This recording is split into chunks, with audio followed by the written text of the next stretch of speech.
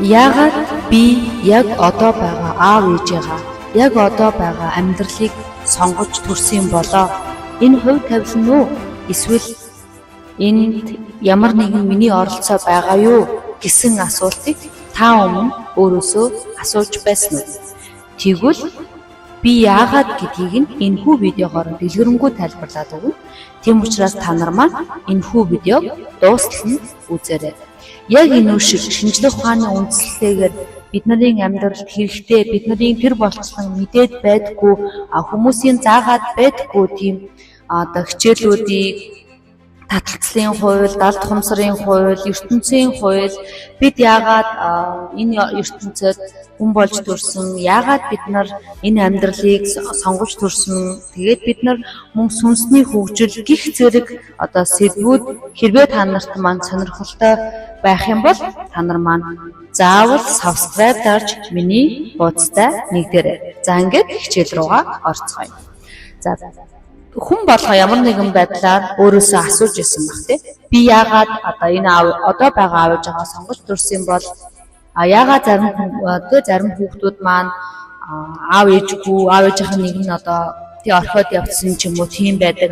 Яагаад тэгвэл зарим хүүхдүүд маань багасаа тий маш гоё хайрлагдаж аав ээжийнхээ хайрын дунд тэгж инхирлэлж өсөж байхад яагаад зарим хүүхдүүд маань аав ээжийнх нь нэг нь байхгүй эсвэл өвөө эмээ дээр өссөн тэгээд эсвэл бүр аав ээж нь тий нөгөө нэг хайраа тийм гадагшаага илэрхийлж чаддаггүй тийм төрлийн аав ээжийн хажууд өсөж төрөөд тэгээ өнөөдөр тийм програмыг өөртөө олж аваад түүнийгээ залгамжлаад явж байгаа вэ гэж бодож байсан баг тий.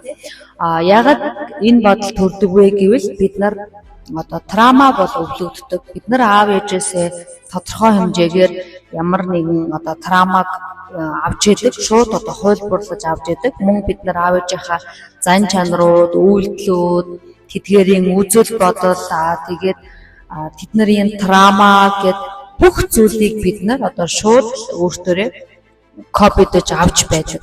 Тэгэхээр үнэхээр бид нарын тэр цав цагаан цааш шиг тэр далд ухамсарт маань эцэг эхийн үзүүлэх нөлөө маш их байна. Өөрөөр хэлэх юм бол таны ирээдүйн амьдрал ямар болох вэ? Та ямар амьдралаар амьдрах вэ гэдг нь ерөнхийдөө бас эцэг эхийн нөлөөгөөр шууд шийдэгдэж байдаг. Тийм бол зарим хүмүүс маань үүнийг бодох бах. Яагаад тэгвэл би энэ аав ээжийг сонгож төрсөн юм болоо тий. Бид нар аав ээжийг бол ийм айлт төрий, энэ ийм үндэстэн болж төрий, ийм улсад төрий гэж сонгодгүй шүү дээ. Тэгвэл яагаад ийм юм болсон юм болоо гэж зарим хүмүүс маань бодож байгаа.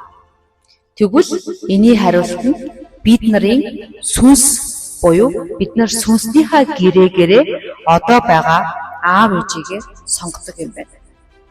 Тэгэхээр өөрөөр хэлэх юм бол одоо байгаа та бид нарын тий аав ээж маань магадгүй зарим хүмүүсийн хувьд тий аав ээж нь маш олон бага насыг нь хайр халамжаар дүүргээд гэрэл гэгээгээр дүүргээд өнөөдрийн амьдрал аав ээжийнхээ ачаар сайхан амьдраад явж байгаа нэгэн байхад бас зарим хэсэг тал хүмүүс маань тий багтаа маш их хайраар дутаж өссөн тий шарах трама маш ихээр авсан аав ээжээсээ тий амьдралыг ертөнцийг үзэх үзлийг илүү сөрөг талаас нь олж авсан. Түүнээс өнөөдөр тий амьдралдаа түүнтэй тэмцэж байгаа магадгүй мөнгөний блоктой магадгүй тий бид нар бол ингэж л амьдрах хувь заяатай хүмүүс гэх жишээний тийм бат бүх сууж өгсөн итгэлийг ер нь ихэнх хүмүүс маань аав ээжээсээ олж авдаг. Тэгвэл таны тэр далд ухамсарт байгаа итгэл ямар байна?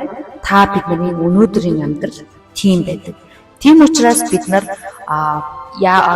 яагаад аав ээжигээ сонгож төрсөн юу сурах ёстой байсан? Бид нар ямар карма буюу үлийн үртэй тэгээд бид нар ямар сүнсний гэрээтэй вэ гэдэг эдгээр зүйлүүдийг бид нар мэдэж авснараа одоо туулаад тэмцээд явж байгаа тэр бэрхшээлийг илүү хурдан даван туулах боломжтой. Тийм учраас үүнийг бид нар мэдэж авах хэрэгтэй болно. Та альва нэг зүйлийг альва нэг бизнес байлаа гэхэд тэр бизнесийнхаа юу болохгүй байгааг мэдчихэж та тэр бизнесийг улам сайжруулна шүү дээ, тий. Бизнест ямар нэгэн хаана ямар цоорхоо байна, хаана юу болохгүй байгааг мэдчихэж та түүнийг заасна.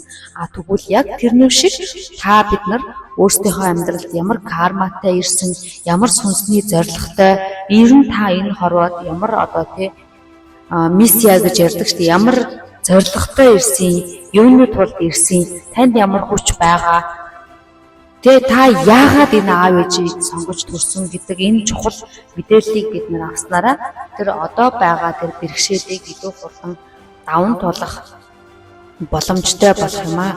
За тэгэхээр хамгийн ихний чухал зүйл бол итгэл. Энэ итгэл гэдэг зүйлийг бид нар аав ээжээсээ хүрээлэн байгаа тэр үед бид нарыг өсгсөн тэр орчноосоо олж авдаг. За тэгээд энэ итгэл маань маш гүн хүчтэй суудаг байна. Хамгийн энгийн жишээ бол шашин тий. Шашинд хүн бол маш гүн итгэдэг. Тэгээд тэр хүний тэр шашин итгэл үнэмшлийг үгүйсгэж солих бол боломжгүй байдаг. Тийм учраас итгэл гэдэг бол өөрөө маш чухал гүн сууж өгдөг зүйл. Тэгэхээр энэ итгэл маань хүүхэд насны орчин эцэг эх тэдгээрийн үг, хандлага, хайр, шүүмжлэл, тэгээ нийгмийн үнэт зүйл, тэгээ шашнаас бас маш их итгэл сууж өгдөг. За тэгээд сургалтын системүүд, бага ангийн багш зэрэг зүйлүүдээс бид нарт итгэл гэдэг зүйл бий болдог. За итгэлийг бид нар шинээр нэмж суулгаж болно. Үүний тулд бид нар тухайн итгэлийг бид нар дахин давтна. Тэгээд түүн дээрээ мэдрэмжийг нэмжиж бид нар далд хумсар дээрээ суулгадаг байна. За жишээлх юм бол та багасаа өөрийгөө би нэг хайрлагдах ирэхгүй юм байна да.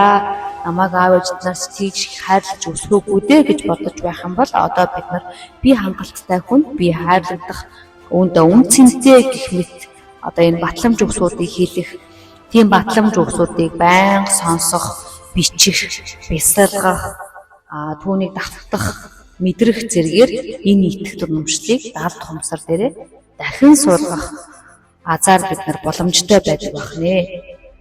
За тэгэхээр далд хумсар гэж сая би яриад өнгөрлөө. Далд хумсар гэдэг нь бид нар бүгдөө мэднэ.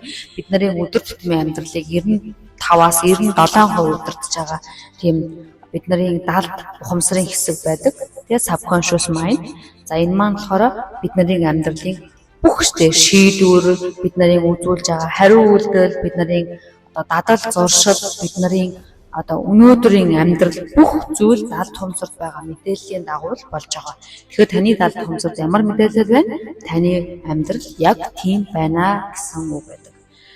За тэгэхээр бид нар далд хумсар дээр тэр итгэл үнэмшлийг шинээр суулгахын тулд бид нар өнөөдөр насанд хүрсэн хүний зүгээс толинд хараад өдрө болгон тэр зүйлээ өөртөө хийх. Би өөртөө итгэлтэй. Би бүх хүмүүсийг өөртөө татаж чадна. Надад хязгааргүй боломж бий. Би бол чинээлэг гэх мэтчлэн батламж өгсүүдийг 30-аас дээш хоног давтаж хийснээрээ бидний далд хумсарт сууж эхэлдэг. За тэгвэл түрүүний анх дурдсан асуултанд хариулах юм бол бид нар энэ орчлон ертөнцид өөрсдийнхөө сүнсээрээ аав ээжигээ сонгож ирсэн. Өөрөөр хэлэх юм бол та урд наснда магадгүй тэр зүйлийг хийсэн, зарим нэг зүйлийг хийхлээгүй орхигдуулаад явсан, эсвэл юмыг буруугаар ашиглаж дутуу хийсэн. Магадгүй та маш таныг маш ихээр хайрлаж байгаа, таныг маш их хайрлаж байгаа хүний хайрыг та худалдаад ч юм уу хайрыг нь хүлээж авахгүй, хайраар нь тоглоод та өмнөх наснда явсан бол одоо байгаа насн дээр та хайрлагдаагүй мэдрэмжийг авах хайр нь дотроо хална гаднаа тийм эцэг эхийг сонгож ирээд та яаж хүнийг хайрлах ёстой, яаж өөрийгөө хайрлах ёстой, яаж өөрийгөө өндрөөр үнэлэх ёстой, магадгүй эсвэл та яаж өөрийгөө хайрлах ёстой гэдэг энэ зүйлүүдийг сурахын тулд тэр хичээлүүдийг сурахын тулд та яг тэр хичээлүүдийг танд тэр бэрхшээлүүдийг дахин өгөх тийм эцэг эхийг тэр хүний сүнс маань сонгож ирдэг байна. Тэгэхээр эцэг эхийг бид нар нөгөө сонгож ирэхгүй юм шиг харагдаж байгаа. Бидний оролцоо байхгүйгээр нэг айл ингээд бий болоод ирж байгаа юм шиг боловч сүнснийхаа гэрээгээр эцэг эхийгээ сонгоод та өөрөө сонгоод ирсэн байт юм байна. Тэгээд тэр авах ёстой хичээлээ маш хурдан аваад тэр зүйлийг өөрөө хүлээж аваад түүнээсээ хичээлээ сурч чадах юм бол энэ зүйл таны амьдралаас бүрэн явна. Тэгээд та дараа төрөлтөө таныг физикал бие маань ингээд энэ ертөнцөөс байхгүй болсон ч гэсэн таны сүнс маань дараагийн төрөлтөө энэ зүйлээр шалгахдахгүй, тестлэгдэхгүй байх нэ. Тэгэхээр альва зүйл кармаг бол эдлээд шатаагаад дуусгах юм бол та дахин тэр зүйлээр тестлэгдэхгүй гэсэн үг байгаа. Тийм байгаа.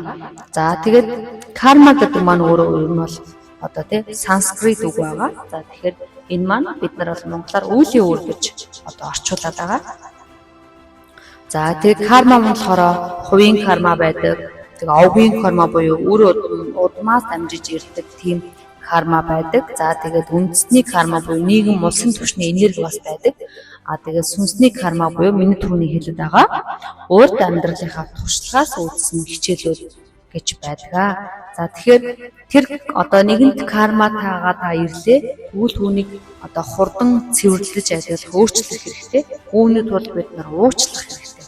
Өөрийгөө болон бусдыг уучлах замаар энергийн түвшинд чөлөөлөлтийг үүсгэж бид нар карма цэвэрлэнэ. Тэгээд тухайн кармагаас та авах ёстой хичээлийг, ойлгох ёстой зүйлийг аль болох хурдан авч чадах юм бол та кармаг цэвэрлж чадна. Яг нэг шалгалтын дээр бид нар 60 авч иж тэр шалгалтыг давж тэр кредитийг тооцдог шиг та тэр шалгалтандаа унаалах юм бол дахин тэр зүйл таны амьдралд давтагдаад л байна гэсэн. Өөрөөр хэлэх юм бол та өөрийгөө хайрлахыг сурахгүй дандаа хүнд ачааг өөртөө үрээд хин нэгний өмнөөс амьдраад хин нэгний ингээд эхлэх юм бол танд дахин таныг хайрлахгүй хүмүүсийг өгөх замаар та өөрийгөө хайрлах сур гэдэг энэ зүйлийг дахин нэг бол аав ээжээр чинь дамжуулж аав ээжээр дамжуулаад сурахгүй бол ирээдүйн хань ижлээрээ дамжуулаад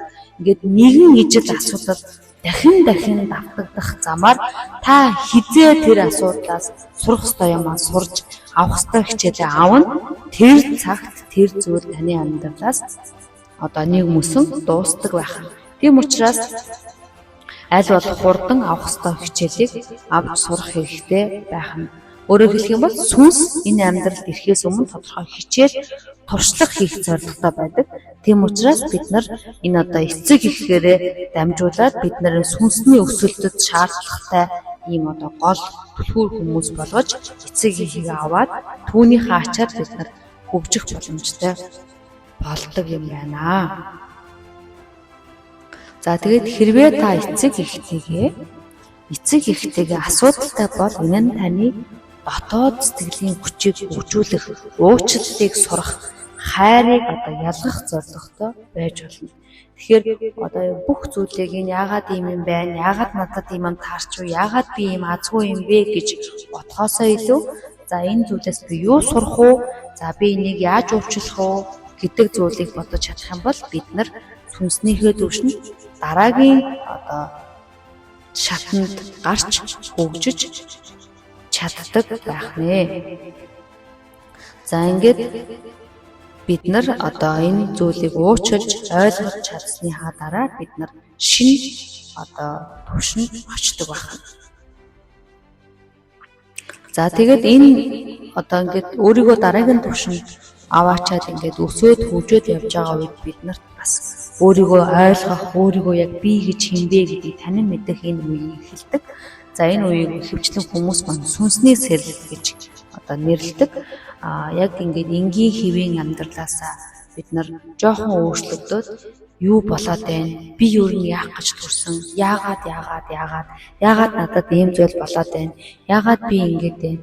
Яагаад гэд ингээд юу ч ойлгохгүй, бүх юм утга учиргүй санагдаад, юу ч хиймээргүй санагдаад, ингээд нэг юм уналтын үе хэлдэг. Өөрөөр хэлбэл таны сүнс маань сэрж эхэлдэг. За энэ үеийг аль болох хурдан богино хугацаанд хүн болгонд янз бүр байдаг. Үүнийг амжилттай даваад туулсны дараа бид нарт нөгөө дараагийн түвшний өсөлтийн үе хэлдэг. Өөрөөр хэлэх юм бол та өсөлтийнхөө дараагийн үе дээр хүрч чаддаг байх нэ. Тэгэхээр бид нар одоо энэ карма буюу энэ урд насныхаа амьдралаасаа бид нар ямар хичээлийг авах ёстой гэж ирсэн тэр зүйлээ бид нар мэдэж аваад аль болох хурдан авч чадсанараа бид нар дараагийн одоо хөгжилдөө гарч чадах ёстой байх нь. Тэгэхээр бид нарын эргэн тойронд байгаа тэр аав ээж хань ижил одоо магадгүй гэрэлцсэн бол энэ хүмүүс маань та бид нарын сүнсийг одоо дараагийн түвшинд аваачихын тулд бид нарыг хөгжүүлэхийн тулд өсгөхийн тулд ирж байгаа. Таны дайсан хүртэл, таны өрсөлдөгч хүртэл таны дараагийн түвшинд хүргэхийн тулд байгаа. Тэгэхээр орчлон хорвоо ертөнцийн таны эргэн тойронд байгаа бүх зүйлийг таныг унахын тулд, таныг доошлуулахын тулд, таныг уурлуулахын тулд ирж ийн гэж биш, таныг хөгжүүлэхийн тулд, таныг өсгөхийн тулд, таныг дараагийн түвшинд аваачихын тулд энэ зүйл ирж байгаа юм шүү гэж хүлээж авах юм бол бид нар илүү уужуу тайван тэгээд тэр зүйлийг хурдан даван туулах боломжтой байх нэ. Тийм учраас таны одоо эцэг их ямар төрлийн хүнч бай тэр хүн мэдээж үр хүүхэдтэй муу зүйл боддог эцэг их гэж байхгүй.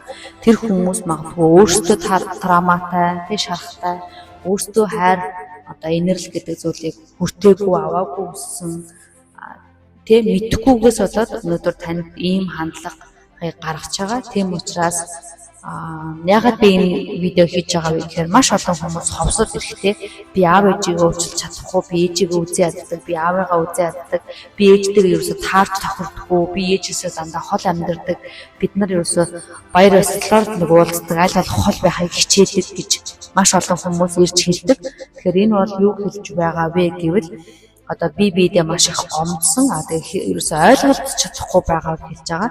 Тэгэхээр өнөөдөр нас биенд хүрээд өдий том болсон ч гэсэн ээж аавтайгаа ойлголцохгүй байна гэдэг маань тэр авах ёстой хичээлийг одоо хүртэл авч чадаагүй, бүлээн зөвшөөрч чадаагүй байгаа гэсэн үг. Тэгэхээр та яагаад танд ийм эцэг их, яагаад өнөөдөр танд ийм одоо юм ойлгохгүй таны хэлдгээр те миний нөхөр юм ойлгохгүй, миний нөхөр намайг ойлгохгүй гэж маш олон юм хэлж хэлдэг. Тэгвэл яагаад танд тэр ойлгохгүй эцэг их, таныг ойлгохгүй нөхөр, тэгээ таныг дандаа загнадаг заддаг эцэг их заяагдсан гэж бодож байна. Энэ бүх зүйл зүгээр нэг санамсаргүй зүйл биш. Энэ таныг тийм зүйлийг сурах ёстой. Өөрөөр хэлэх юм бол таны энергийн түвшин тэгээ таны сүнсний хөгжил тийм шатанд байгаа болохоор л та тийм хүмүүсийн эргэн тойронд байгаа гэсэн үг юм. Өөрөөр хэлэх юм бол та бидний эргэн тойронд, та биднээс өөр сонин содон хүн нэгэн ч үгүй. Та бидний эргэн тойронд, та бид нартай л ижил төвшний хүмүүс байгаа гэсэн. Хэрвээ таны эргэн тойронд дандаа тань нэг муу хүмүүс, дандаа тэр жертва, дандаа болохгүй бүтггүй ийм хүмүүс байгаа гэж та харж байгаа бол таны ч гэсэн энерги яг тийм байгаа гэсэн. Бид нарын эргэн тойронд бид нарын энергиээс өөр энерги хинч нэгэнч үгүй билээ. Та бид нарын эргэн тойронд та бид нараас өөр энергитэй хүн нэгэнч үгүй гэдгийг дахин санах хэрэгтэй. Орчлон ертөнц бол маш гайхалтай ухаалаг шударга ажилладаг. Орчлон ертөнц бүх зүйлийг мэдж байгаа. Тэгэхэд ганцхан танд ирэхээр л алдаа гаргах юм гэж байхгүй шүү дээ. Тийм учраас хэрэг та ямар нэгэн зүйл гомдож байгаа бол яагаад ийм зүйл, яагаад надад энэ тавилан заяав, яагаад би ийм болов, яагаад ийм болов гэж бодож байгаа бол та бид нар өөрсдийнхөө энерги руугаа, өөрсдөө өндөж, өөрсдөө ажиллах хэрэгтэй. Өөрсдийгөө дараагийн түвшинд аваач чадсан цагт бид нарын эргэн тойрон өөрчлөгддөг байх нэ. Тэгээд дараагийнхаа хичээлээр уулзлаа. Түр баяртай.